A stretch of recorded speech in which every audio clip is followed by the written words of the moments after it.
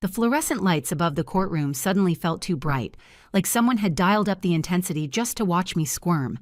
My father's voice echoed off the wood-paneled walls.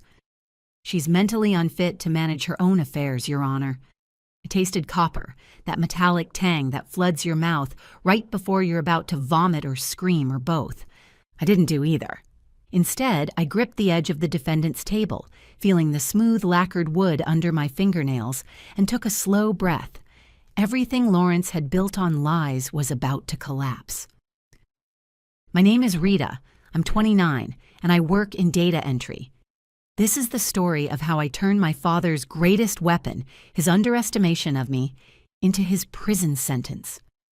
Be honest with me for a second. Have you ever watched someone lie about you to your face, wiping away fake tears while they destroy your reputation?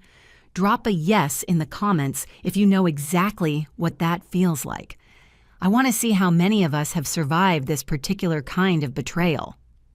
Lawrence settled back into his chair, smoothing his $1,000 tie like he'd just delivered a heartfelt eulogy instead of a character assassination. The courtroom held that thick, suffocating silence that comes right before judgment. The gallery behind him was packed.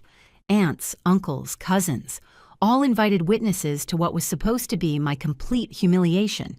They were waiting for the breakdown, waiting for Rita, the 29-year-old disappointment, the family failure, to start screaming or begging. I could feel their eyes boring into the back of my head, hungry for the collapse. I gave them nothing, just steady breathing, just the quiet hum of the air conditioning. Just me, sitting perfectly still in a thrift store blazer, letting the silence stretch until it became more uncomfortable for them than for me.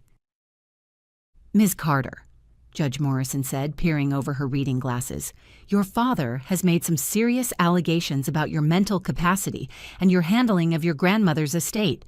Do you have a response?" Lawrence leaned forward slightly, like a shark catching the scent of blood in the water. He needed this. He needed me to explode, to prove him right by acting hysterical. That was his entire strategy.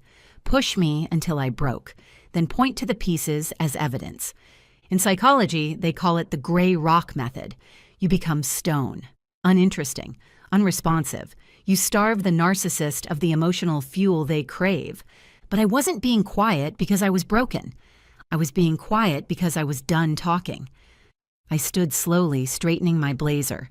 Didn't look at the gallery, didn't look at the judge yet. I looked directly at Lawrence, keeping my face completely blank. No anger, no fear, no sadness.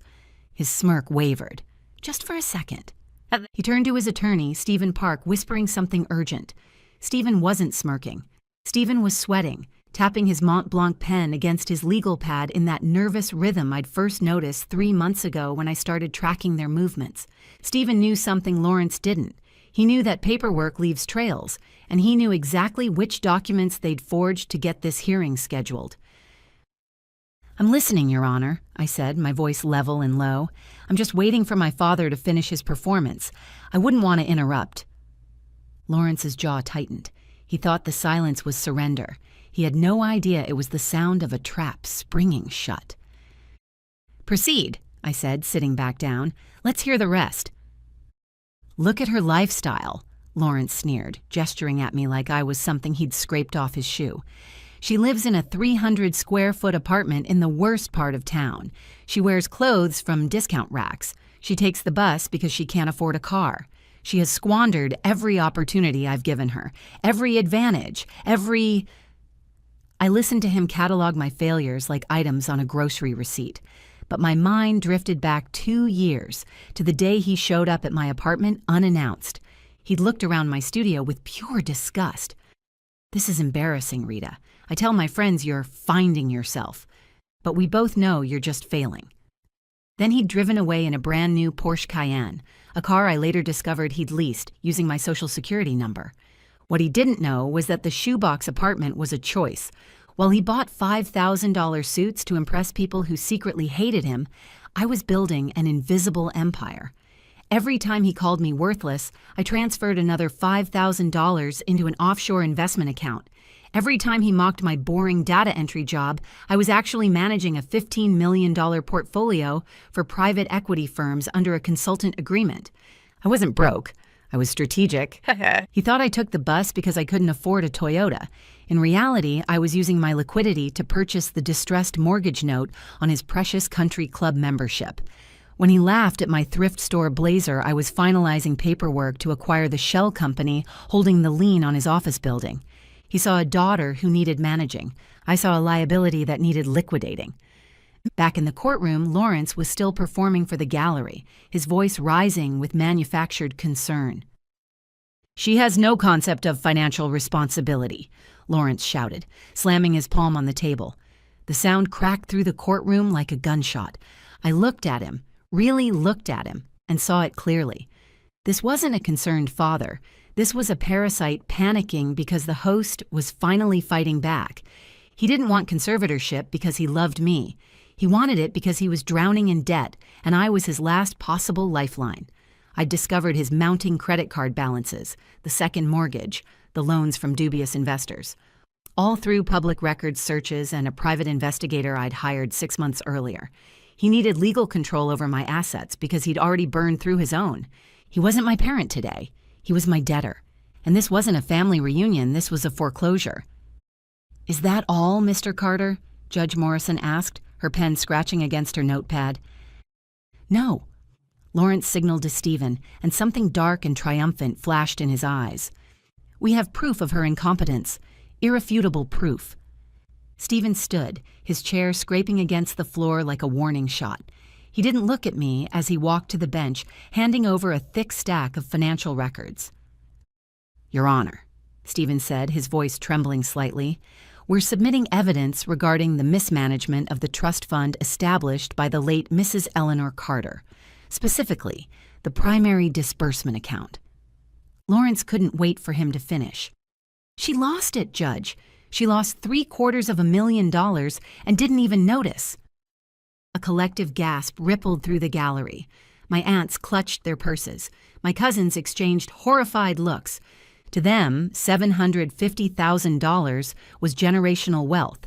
To Lawrence, it was the only thing standing between him and bankruptcy. "Explain," Judge Morrison said, flipping through the pages. "Look at the transfers," Lawrence said, abandoning all pretense of composure. "Over the last 24 months, massive sums wired out. 50,000 here, 80,000 there, all to shell companies, all untraceable. And she did nothing. No police reports, no fraud alerts, nothing." He turned to play to his audience in the gallery. "My daughter is so mentally checked out, so disconnected from reality, that she let a thief drain her inheritance dry. If we don't step in now, she'll be homeless within 6 months." I watched him perform. It was masterful in a sick way, framing his own theft as my incompetence. He was banking on the assumption that no sane person would let that kind of money disappear without screaming. Therefore, I must be insane. Therefore, he must take control. "We're filing an emergency motion," Stephen added, wiping sweat from his upper lip.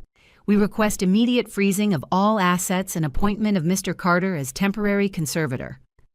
Lawrence looked at me then, not with concern, with triumph. He thought he'd cornered me. He thought the missing money was the smoking gun. He didn't realize it was the bait. "Ms. Carter," Judge Morrison said, her voice grave, "these records show significant depletion of funds. Do you have an explanation?" The room went silent. Lawrence leaned back, crossing his arms, ready for me to stutter or cry or say I didn't know. Ready to win. I stood up, didn't check my notes, didn't look at my own attorney. I picked up a single blue folder I'd placed on the table at the start of the hearing. "I don't have an explanation, Your Honor," I said clearly. "I have a map." I walked to the bench with deliberate slowness, the kind of calm that comes from knowing the ending because you wrote it yourself. "My father is correct, Your Honor. The money is gone. $750,000 transferred out of that trust. I watched every cent leave." Lawrence let out a harsh laugh. "She admits it. She watched it happen and did nothing. I wasn't catatonic," I interrupted, my voice cutting through his like a scalpel. "I was patient." Judge Morrison opened the folder. Her eyes widened at the first page. It wasn't a spreadsheet. It was a digital footprint visualization, a map of electronic theft. Your Honor, you're looking at the IP logs for every unauthorized transfer, I explained. My data entry work gave me access to forensic accounting software, and I'd been monitoring the trust account remotely since my grandmother's death. I didn't just track the money. I tracked the device that moved it. Every transaction originated from a single desktop computer at 442 Oakwood Drive. I paused. That's my father's home address, specifically his study. Lawrence's face drained of color. He started to stand, but Stephen yanked him back down. That's fabricated, Lawrence sputtered. She hacked. And here, I continued, ignoring him completely, pointing to the next page, are the wire confirmations. The funds weren't sent to random shell companies. They were sent to accounts held by Apex Consulting, a company registered in Nevis. I turned to look directly at Lawrence. A company you incorporated 3 years ago using your affair partner's maiden name. Public incorporation records are surprisingly detailed when you know where to look. The gallery erupted. My aunt actually gasped out loud. Lawrence looked like someone had knocked the wind out of him. His mouth opened, but no sound emerged. He realized, too late, that I hadn't been ignoring his theft. I'd been documenting it. But why? Judge Morrison asked, raising her hand to silence the chaos. If you knew he was stealing, Miss Carter, why didn't you freeze the account? Why let him take nearly $1 million? This was the moment, the reason for everything. Because of the law, Your Honor, I said. If I'd stopped him at $50,000, it would have been a civil dispute, a family matter. He would have gotten probation, maybe paid a fine. He'd have been back in my life within 6 months, trying to steal again. I looked at Lawrence. I wanted him to understand the mechanics of his own destruction. I needed him to cross the line from petty theft to federal racketeering. I disabled the security alerts on purpose. I left the door unlocked. I waited until the total exceeded $500,000 and the transfers crossed state lines. I leaned forward, hands resting on the table. That creates a pattern of interstate wire fraud sufficient to trigger a RICO case. The mandatory minimum sentence is 10 years in federal prison. No parole, no probation. Lawrence slumped in his chair. He looked small. He looked like a man who'd just realized he hadn't been robbing a bank. He'd been robbing a trap. I didn't lose $750,000, Dad, I said, my voice cold and final. I spent it. My consulting work had already generated returns that more than covered the loss. That was the price of your prison sentence, and frankly, it was a bargain. But Lawrence Carter didn't get to where he was by giving up easy. A cornered rat is always most dangerous. He wiped the sweat from his forehead with a shaking hand and reached into his briefcase, pulling out a single sheet of paper, yellowed slightly at the edges. She's lying, he said, his voice gaining strength. She authorized every transfer. She just doesn't remember. He handed the document to the bailiff, who passed it to the judge. Lawrence turned to the gallery, his confidence returning like a fever. This is a power of attorney document, signed and notarized 2 years ago. It explicitly grants me full control over that specific trust account to manage family investments. She signed it right after her grandmother died because she was too overwhelmed to handle the finances herself. Judge Morrison examined the paper carefully. She frowned. The signature appears authentic. It is authentic, Lawrence said, actually smiling for the first time in 10 minutes. She signed it. She just doesn't remember signing it. This proves my point, Your Honor. Her memory is failing. She's creating paranoid fantasies about RICO cases because she can't face the reality that she gave me permission. The room shifted again. I saw my cousins whispering. Maybe he's right. Maybe she is confused. Even Stephen sat up straighter, looking hopeful. If that document held up, the theft wasn't theft. It was authorized management. My RICO case would evaporate. The trap would spring open, worthless. Judge Morrison looked at me. Mrs. Carter, is this your signature? I recognized the document instantly. 2 years earlier, buried in a mountain of funeral paperwork after my grandmother's death, Lawrence had slipped it in front of me while I was signing estate forms. I'd signed without reading. The mistake that started this war. It looks like my signature, I said evenly. Lawrence pounced.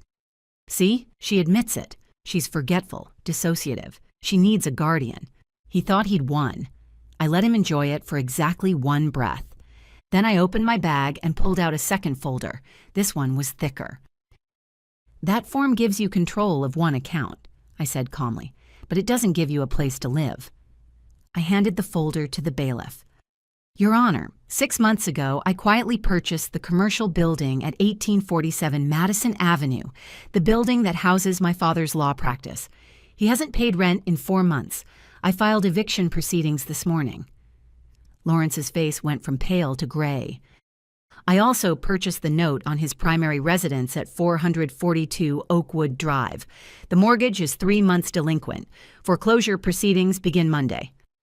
I turned to face him directly. I own your office, Dad. I own your home. I own your debt. You came here to take guardianship over me. You're leaving as my tenant. His hands were shaking. You can't? I can, and I have. I slid a single sheet of paper across the table. This is a withdrawal of your petition and a signed confession regarding the transfers. You have 30 days to vacate both properties. Sign it, and I won't pursue criminal charges beyond what's already in motion. And if I don't? His voice cracked. The locks change by noon. The federal case proceeds either way, but at least you'll have time to pack. He stared at the paper, then at me, then at Stephen, who gave him the smallest nod. Lawrence picked up the pen. His signature was barely legible, a shaky scrawl of defeat. You'll regret this, he whispered as he signed. You'll always owe me. No, I said quietly. I don't. The courtroom doors burst open. 2 U.S. Marshals entered, followed by an assistant U.S. attorney I recognized from the meetings I'd had over the past 6 months. Lawrence Carter? The lead marshal said. Lawrence turned, confused. What is this? You're under arrest for perjury, Your Honor, the AUSA said, addressing Judge Morrison. Mr. Carter made material false statements under oath today, which activated a sealed indictment we've been building for wire fraud and racketeering. I tipped them off 3 months ago. They'd been waiting for him to lie under oath. One more charge to stack on top of everything else. Lawrence looked at me as they cuffed him. Really looked at me, maybe for the first time in years. You planned all of this, he said. Not a question, a realization. You taught me to plan, I replied. You just forgot to teach me whose side I should be on. As they led him out, none of our relatives moved to help him. None of them called out in his defense. They just sat there, watching him leave the way you watch a stranger. Stephen Park, looking shell-shocked and pale, quietly gathered his documents and left through a side exit. I never saw him again. Last I heard, he'd relocated his practice to another state, probably hoping to escape the professional embarrassment of being associated with Lawrence's spectacular downfall. Outside the courthouse, the January air felt cleaner somehow, sharper. Lawrence was convicted 8 months later on 14 counts of wire fraud and 1 count of perjury. The judge sentenced him to 12 years in federal prison with no possibility of parole. Both properties, his office and his home, were vacated within the 30-day deadline. I sold the commercial building to a nonprofit organization and kept his house as a rental property. The irony wasn't lost on me. As for my extended family, the aunts and uncles and cousins who'd come to watch me humiliated, not one of them reached out after the trial, not to apologize, not to explain. They simply disappeared from my life as quietly as they'd enabled Lawrence's behavior for decades. I didn't chase them. Some bridges are better burned. I finalized the sale of Lawrence's house the next week, deleted his number from my phone, bought myself a car. Nothing fancy, just something reliable. And I walked away. Here's what I learned from all of this. Peace isn't something someone gives you. It's something you take. And sometimes the strongest move you can make is letting someone bury themselves while you hold the shovel. If someone in your life is trying to control you by making you look crazy, document everything. Stay calm, stay quiet, and remember, the person who loses their temper first usually loses everything else second. Before you go, here's a quick bonus for sticking around. If you love learning and growing like I do, you need to try audiobooks. I've got an exclusive deal with Audible. Your first month is completely free. That's access to over 500,000 titles, zero cost to you. All the details are waiting in the description. Don't miss this one.